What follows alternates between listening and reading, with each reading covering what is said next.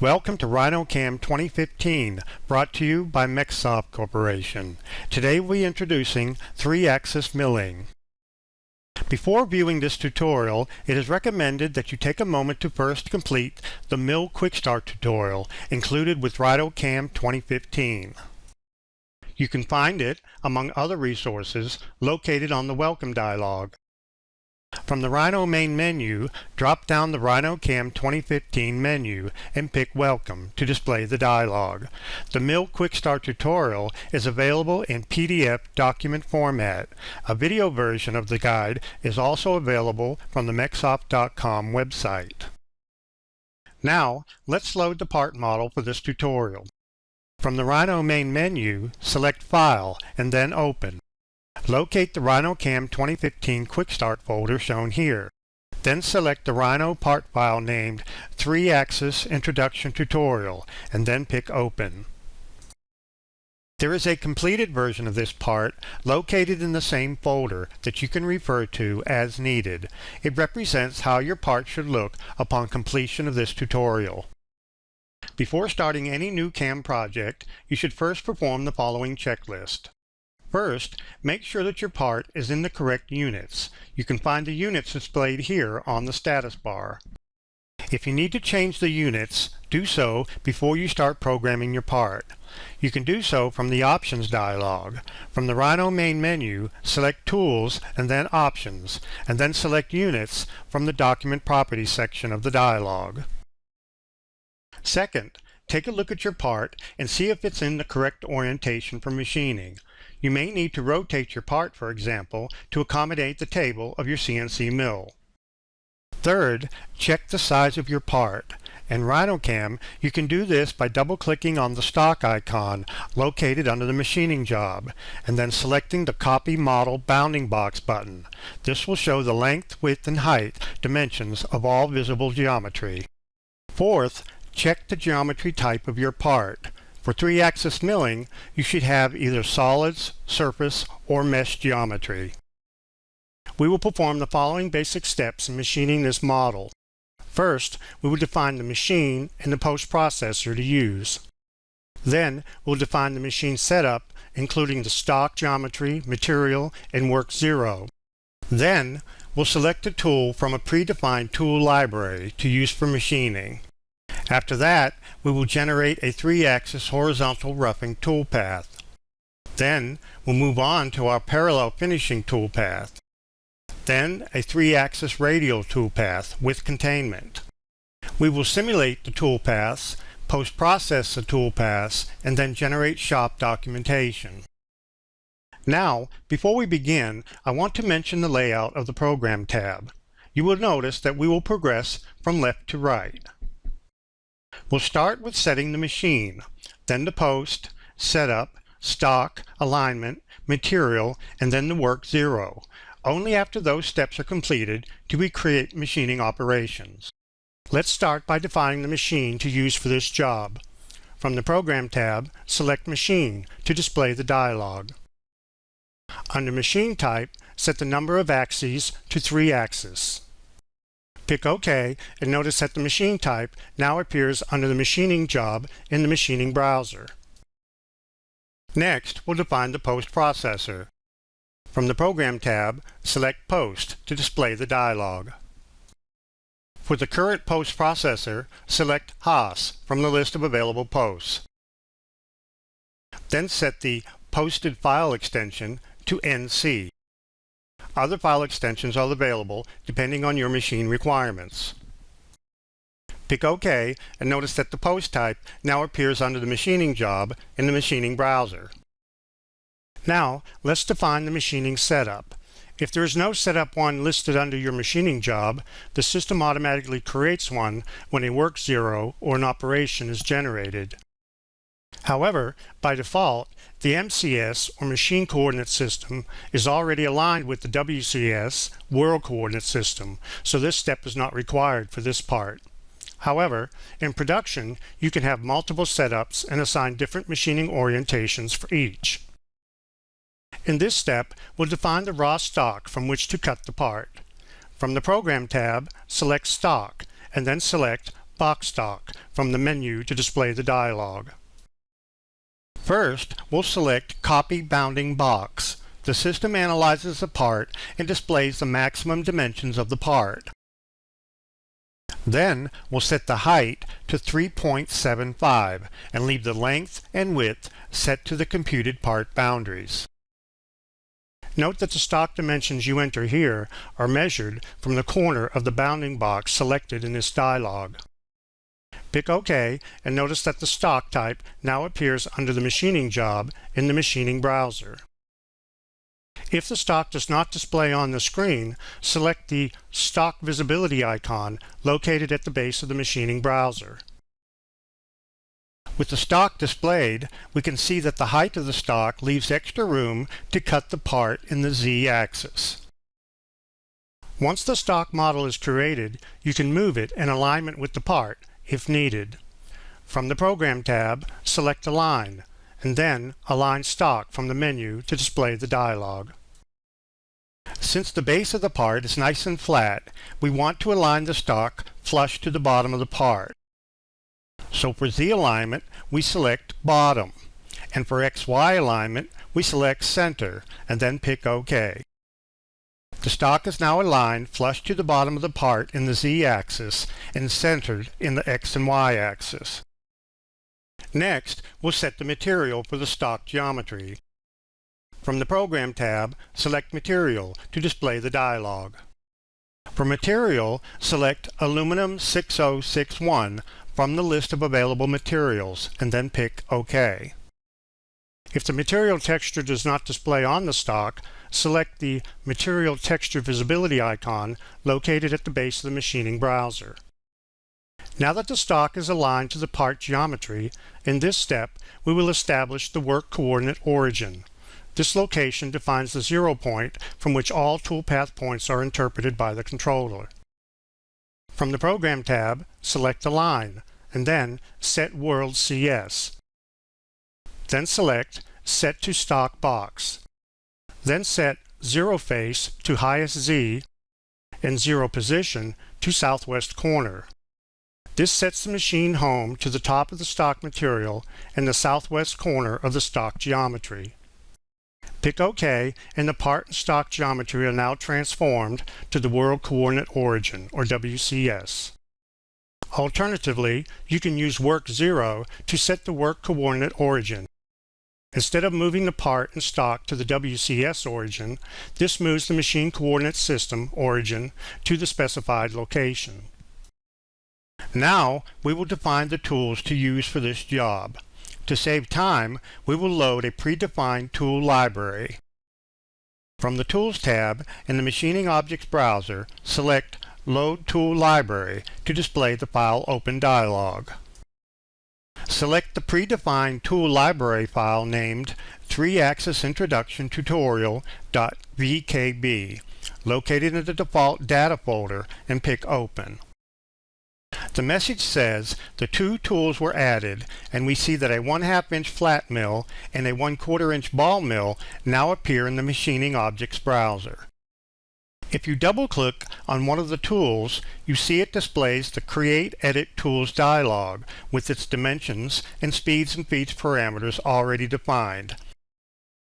Here we have the 1/4 inch ball mill, and if we select the flat mill icon, we see the 1.5 inch flat mill as well. We will be using the 1/2 inch flat mill for roughing and the 1/4 inch ball mill for finishing. Now we're ready to create our 3-axis horizontal roughing operation. From the Program tab, select 3-axis and then Horizontal Roughing from the menu of 3-axis operations. This will display the Horizontal Roughing Operations dialog. By default, the Control Geometry tab is displayed first, allowing you to define drive and/or containment regions. In 3-axis, this tab is basically used if you want to contain your toolpath to a specific area of the part. In 3-axis, if you do not select anything from the Control Geometry tab, the entire part is used as one drive region. This is what we want, so we'll move on. Now we switch to the Tool tab of the dialog and select the Flat Mill 1/2 inch tool from the list of available tools. Note that the tool parameters of the currently active tool are always displayed in the status bar at the bottom of the Machining Objects browser. Now switch to the Feeds and Speeds tab. Select the Load From Tool button. RhinoCAM will retrieve the feeds and speeds parameters that were set when the tool was defined and associate them with the current operation. Next, we'll switch to the Clearance Plane tab. Set the clearance plane definition to Automatic and the Cut Transfer method to Clearance Plane. In the automatic mode, RhinoCAM will determine a safe Z height for locating the clearance plane.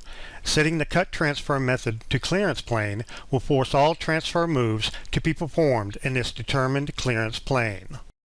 When this dialog is active, the clearance plane is shown on the graphic screen.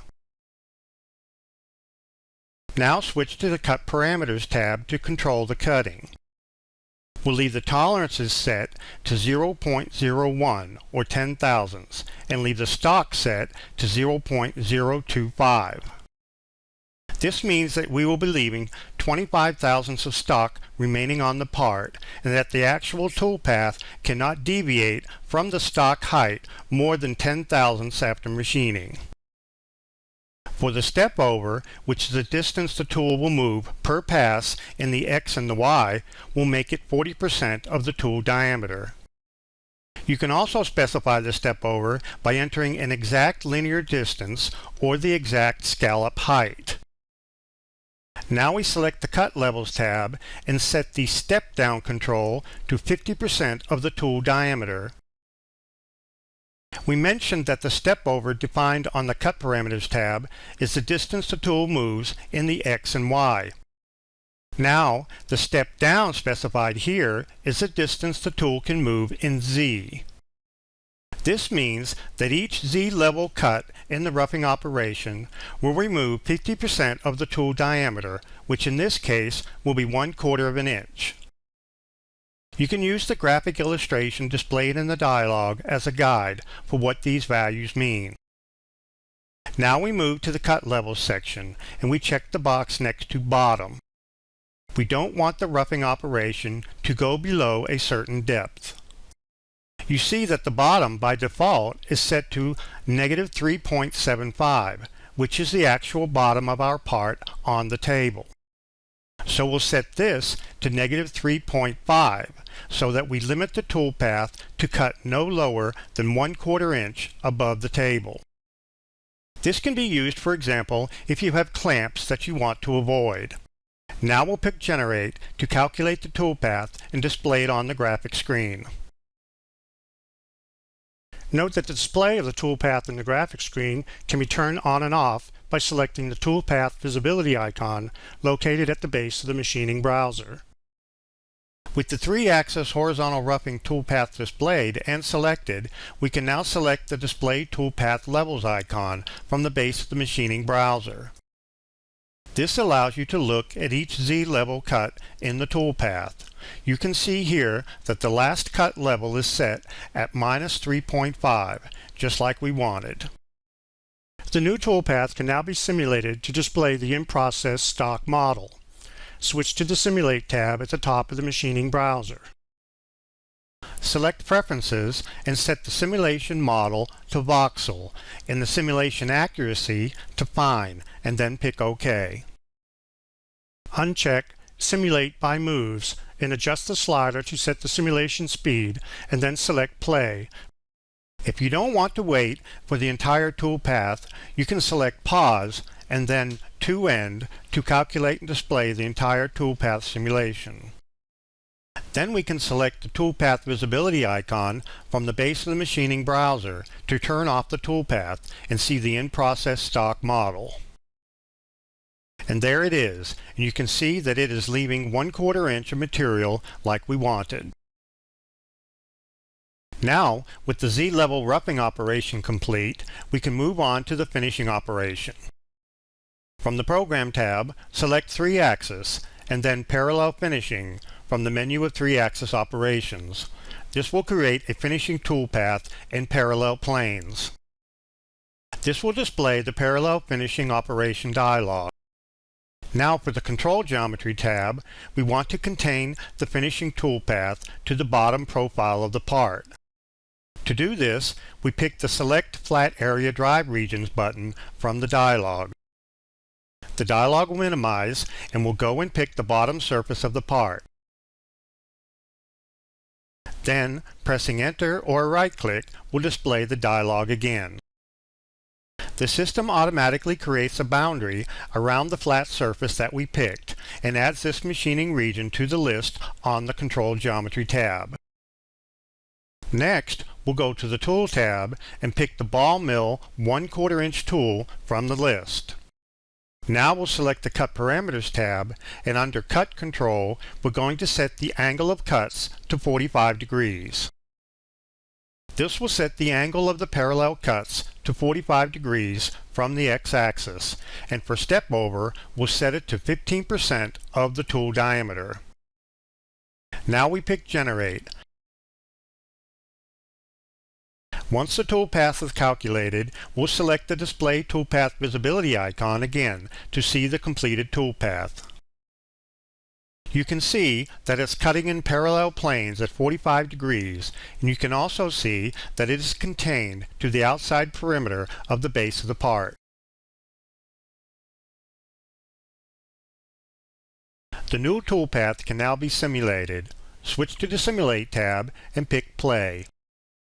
You can see that the tip of the tool does not pass beyond the perimeter.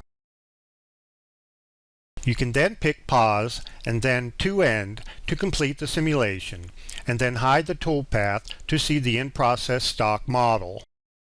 As we can see from the stock model, we need some additional finishing here in these two pocket features.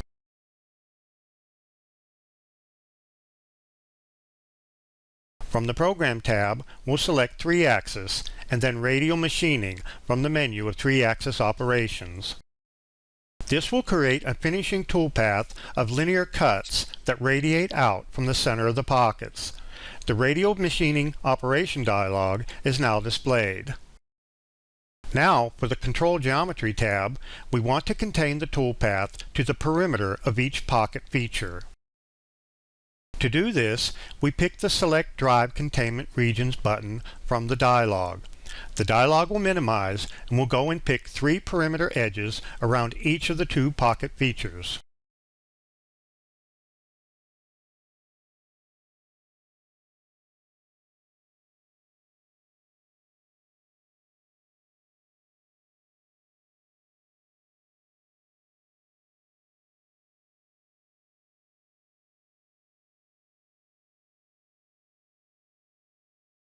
Then, pressing Enter or right-click will display the dialog again. Now we go to the Tool tab and pick the same Ball Mill 1/4 inch tool from the list. Next we'll select the Cut Parameters tab and set the step over to 15% and then pick Generate. This creates a finishing toolpath for these 2 features. As you can see, the linear cuts radiate out from the center of the pocket, and the tip of the tool stops at the perimeter that we selected. Now, with the toolpaths complete, we're ready to post-process to an output text file containing G-codes that can then be sent to the machine tool to actually machine the part. Select Setup 1 from the machining browser, and right-click and select Post. This will post all operations created under the setup. By default, the part file name and the setup name are appended for the G-code file name. Also by default, the posted G-code file is saved to the folder where the part file is located. Now pick Post, and the G-code file is displayed in Notepad, where it can be viewed or edited manually. Now close Notepad. At any time, you can create an informational report of your machining operations. Switch to the Program tab in the machining browser. Select Setup 1. Right-click and select Information to display and print the report. This dialog provides an estimate of the machining time required for the operations in the setup. You can perform the same right-click sequence on the machining job to determine the estimated machining time for all setups. Now pick OK to close the information dialog. You can also create a setup sheet by generating a shop document. This is typically used to instruct machine operators on how to set up and machine the part on the CNC machine. Select Setup 1. Right-click and select Shop Documentation. Select Template 2 and then click Save. This creates an HTML-based shop document that can be viewed in a web browser. As you can see, this setup sheet template contains a summary at the top, including your stock dimensions, followed by your tool list and then details about each operation. You can perform the same right-click sequence on the machining job to generate shop documentation for all setups. This completes our introduction to 3-axis milling with RhinoCAM 2015, brought to you by Mexsoft Corporation.